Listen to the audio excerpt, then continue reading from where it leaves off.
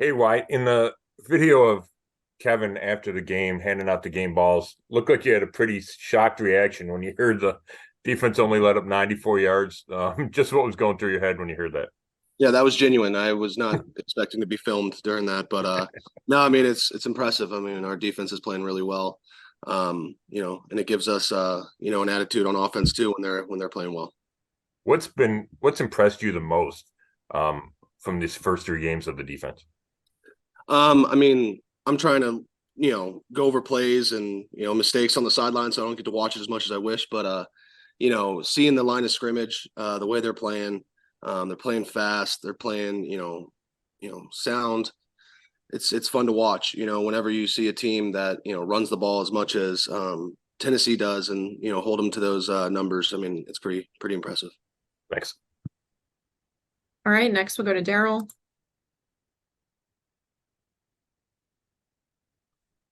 Yeah, Wyatt, with the offense yesterday and the success that you were able to have, did anything feel different as that game went on, especially considering how that first quarter went where it got a little bumpy, but Deshaun and you guys were really able to settle in?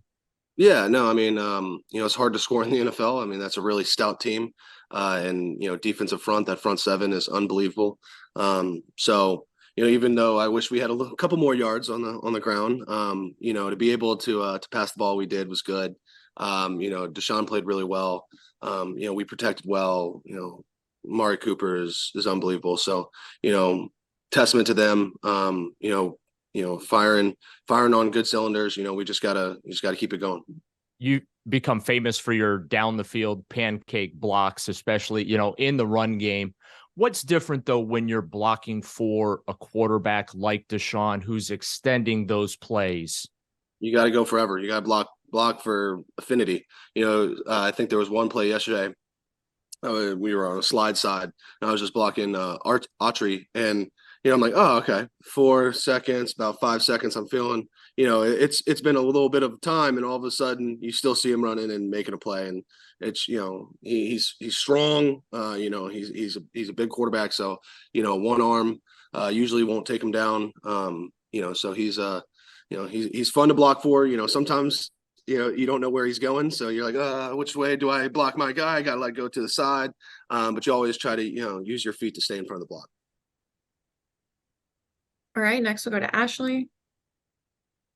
Hey Wyatt, just like, I mean, obviously the last week was an emotional one for you guys with Nick going down and everything. I mean, number one, to get the win, but also just what's it been like kind of inserting Jerome in there and to see him have success still? Yeah, no, Jerome, Kareem, Pierre, it's awesome that, or it's sad that we lose Nick, but awesome that they stepped up.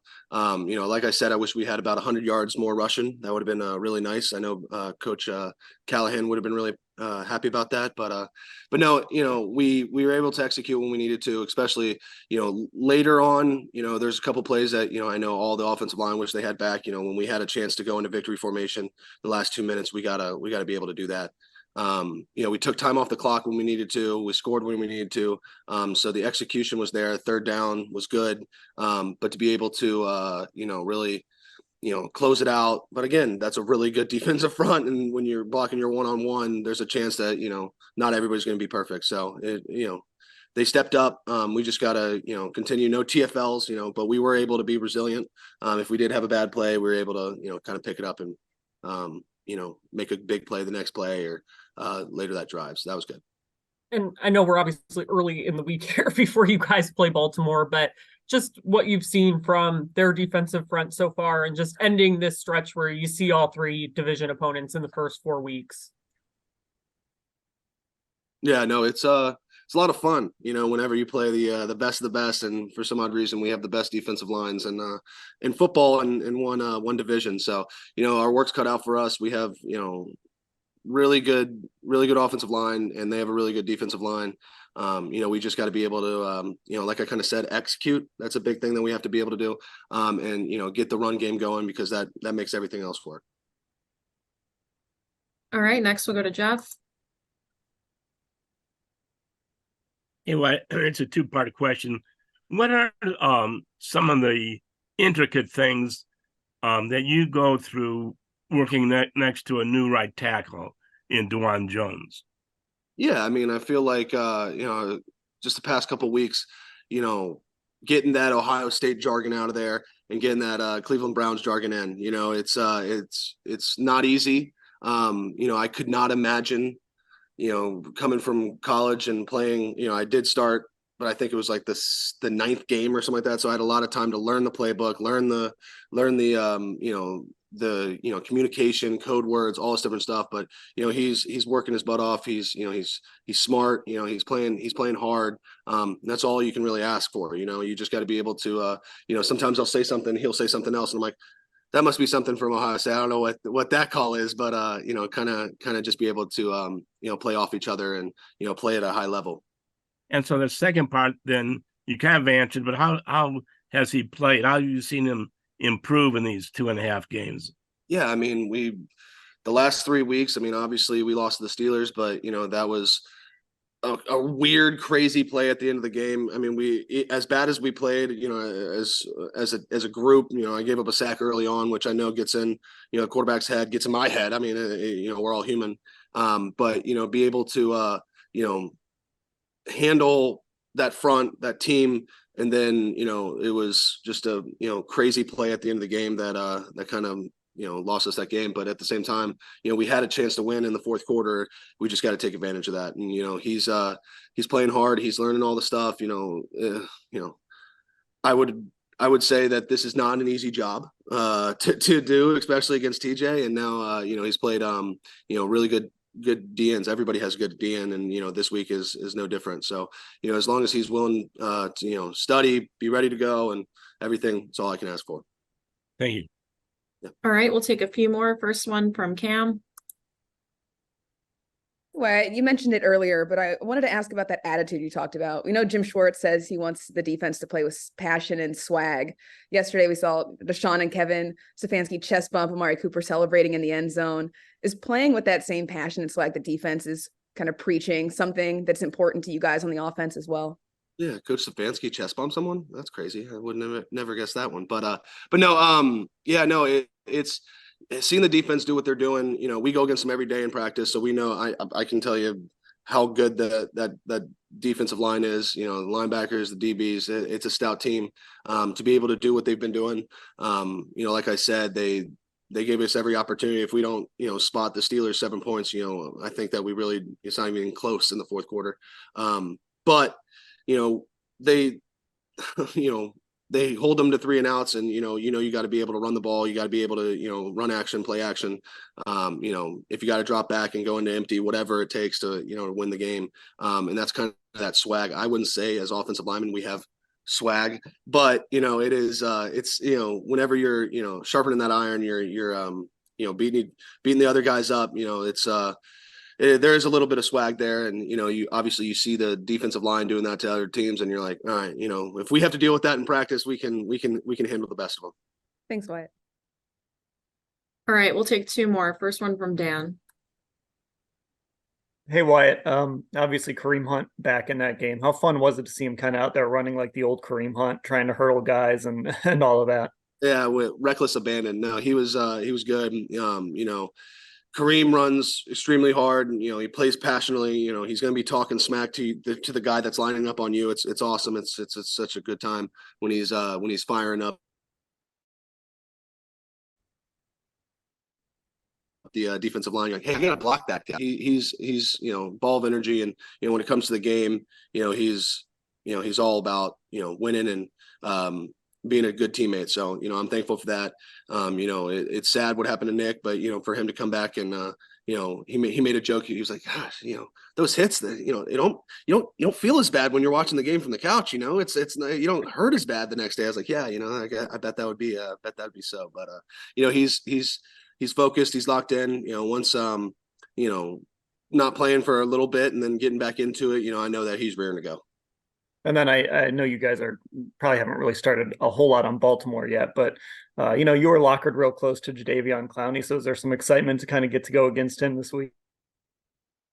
Yeah, JD's my guy. He's a hell of a player. I know that he's gonna show up and play a little bit harder just because, you know, we're a past team with a revenge game for him. But, you know, respect to that team. They're a hell of a team.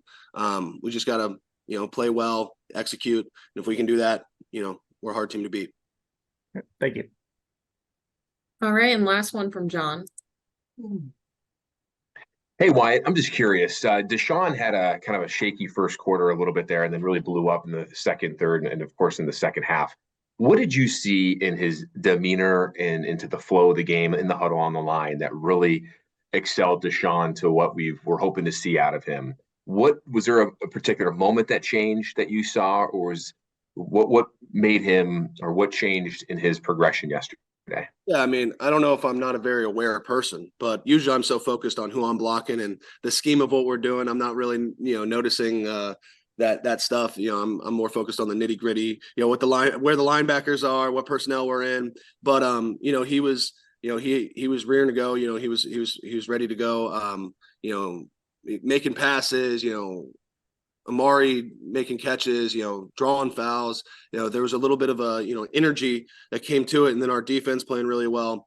You know, I guess that's that swag we talk about, but you know, kind of having that little bit of energy and, you know, being ready to go. You know, it's I don't really notice if he's like, hey, let's go, guy. You know what I mean? To me, it's like he says that every time. So I don't know, but when we do start executing, it's a good feeling. Hey Juan, I know you had huge expectations for this defense. Is how it's playing out what you envisioned? Oh yeah, definitely. You know, like I've been talking about it since I first got here. Like I see the pieces each and every day, just seeing the talent that we have, and it's finally like coming together, and the world is starting to see it. Like guys are making a lot of plays, and everyone is starting to recognize what we're really capable of. You know, you guys have been on the field for so few plays every week. Just how different is that? Like, how different does it feel? Does your body feel better the next day? And how important is that to the overall success, getting the ball back to your offense as quickly as you guys do? I mean, it's great, honestly, when you're not playing a lot of snaps. That means you're getting 3 and outs, making them punt the football, and it definitely helps on your body. Like you're playing, let's say, 50 plays a game, and you're not having to make as many tackles. So you're more fresh going into the next week. But also when you can play less plays, that means the offense has more opportunities to make plays, and that allows us to get more points up on the board. Thanks. All right, next we'll go to Chris. Hey Juan, I know you guys have just not even probably really gotten into the Baltimore preparation, but you know you've seen Lamar a number of times before in your career. What's the challenge that you, especially in the back end of the defense, have to worry about when you're facing a guy like that? And off of that, you guys play with this aggression you talk about. How much is there a balance between playing aggressive and playing smart, where you know a guy like Lamar can, you know, kind of capitalize on if you're too aggressive? I mean, if you got a quarterback that can throw the ball and run it, is always going to make it a lot more difficult on the defense. Most teams, when they have a quarterback like that, they tend to slow down a little bit, but our goal is to not slow down, just to keep playing as fast as we've been playing. But for the secondary, that might just add one thing to us that we have to, like, you know, look for, is that QB run game. So we're excited for the challenge, and I think we'll be ready for it. All right, next we'll go to Mary Kay.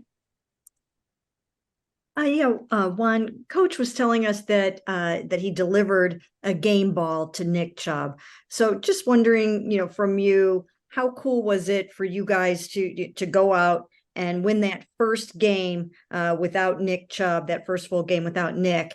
And then how cool was it for you guys to be able to, or for Coach to be able to give him the game ball and show appreciation like that? You know, like a lot of people was probably like, they were really bummed about losing Nick. And, you know, is the natural thing to do is to like panic a little bit, because, you know, Nick, he's a big part of this team. Like our offense, they relied on him big time. And not having him, it's just like you have like some questions sometimes. But it was great being able to get out there and get a win for Nick. We're still praying for him. Hopefully he recovers well. But it was pretty cool that Coach actually kept Nick in his thoughts and gave him that game ball. And real quick too, now that you've gotten a chance to see Myles Garrett, a front row seat to what Myles is all about, what are your thoughts on just what he's all about? I mean, everyone knows about Nick. Like when I was in Kansas City, I knew a little bit about him. I didn't watch him too much, but every single time I turn on like a clip, he's on there some kind of way making a play. But now that I'm playing next to him, just like being able to watch him work each and every day is incredible. Like he's so much better than what I thought, and that's crazy to say. Like teams are trying to scheme to block him. If you got 2 or 3 guys trying to block one guy and he's still beating it, like I don't really know what you can do to stop a guy like him. But I just hope that Myles just keep it going, Hopefully he can get 4 sacks next time instead of 3.5. Thank you, Juan. All right, next we'll go to Ashley. Hey, Juan, I mean, you guys in the secondary have had, your share of injuries already. You had to miss the first game. Greg's obviously been out, but it just seems like the guys coming in that you're not really skipping a beat. I guess what's allowed you guys to still have success even with key players, battling injuries here early? With me, I feel like everyone's a starter. Like you might not be the one that's starting the game, but everyone's literally 1 or 2 plays away. If you're dressed out, one guy can go down. You have to be able to step in and make a play that first guy would make. But I think that Coach Schwartz, he just helps us out with that big time. He pushes us each and every day, and he holds everyone accountable the same exact way. Even if you're a third corner or a third safety, he expects you to get in there and know what you're doing and do it to a high level. And what do you think? Like, I mean, you're one of the new guys, obviously, on this defense, and there's a handful of you. What's allowed you guys to gel really well as a defense? And I mean, it just seems like everyone's bought into Jim Schwartz's philosophies here. What's allowed that? I mean, it's hard not to buy in, like if you're a part of a defense that's not really successful, not making any plays, you start questioning some things. But with this defense that we're in, obviously it's showing that guys are making a lot of plays. So it's easy to buy in. You just got to keep playing each and every week, for the guy next to you. All right, next we'll go to Daryl.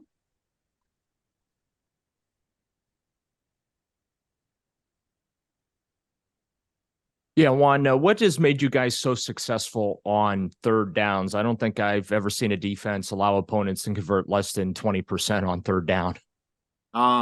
It's simple, honestly. We talk, we meet as a unit, discussing third downs, finding ways we can get off the field, because that's the money down. That's what we talk about each and every week.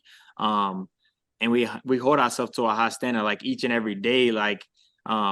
We talk about not giving up a catch on third down or giving up a first down or something like that. So literally just holding ourselves accountable, working hard at it at practice. That's pretty much all it is.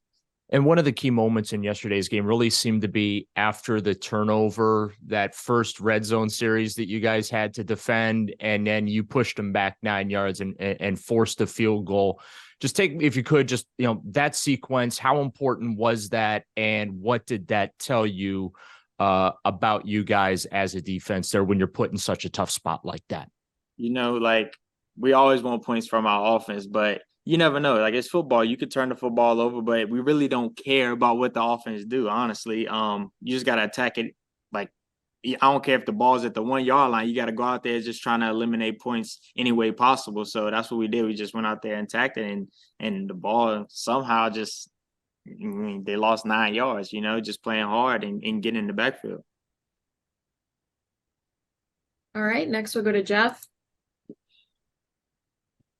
Hey, Juan, there's quite a few new guys on this defense. You, Dalvin, a bunch of others. Are you surprised at all that you guys have come together so quickly?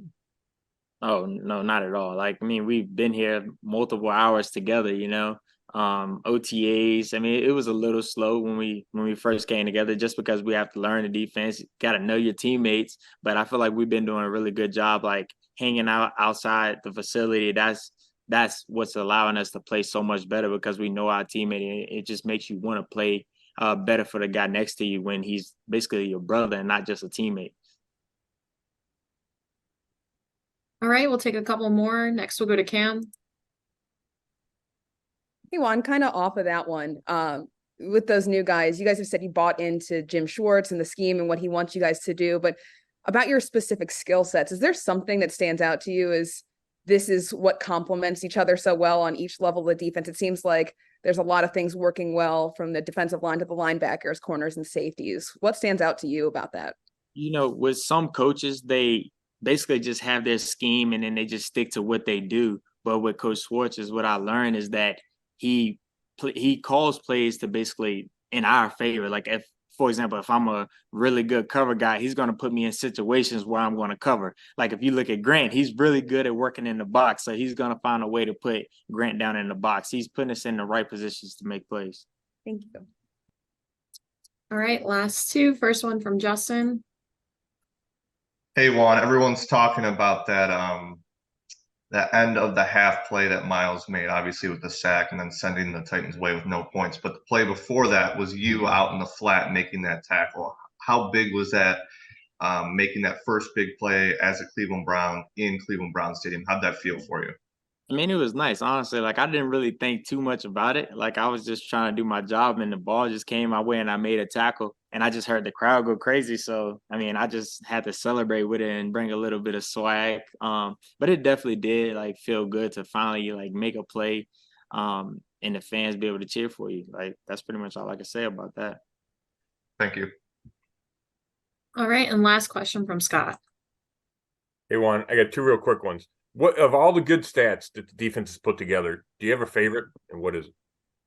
My favorite is obviously points. You know, not giving the offense the opportunity to step in the end zone is huge. And then when you see Miles go back and forth and the two tight ends follow him, and then they got to burn that timeout, like what are you thinking when you're watching that? I mean, the guy's a freak. And, you know, like if you have to have two guys protect him, like I said, like it's hard to stop it. Like he's just, I mean, his IQ is at another level because I never would have thought about doing something like that. And I thought it was something that was called in the defense, but I guess it wasn't. He was just saying that they were just trying to double team, and he just kept running back and forth just to play games. And I'm starting to see that's something that Miles like to do because, like the past, I think the last home game he was doing the basketball crossover. So I think he's just one of those guys to like. He likes to get in there and just have fun with it at the same time.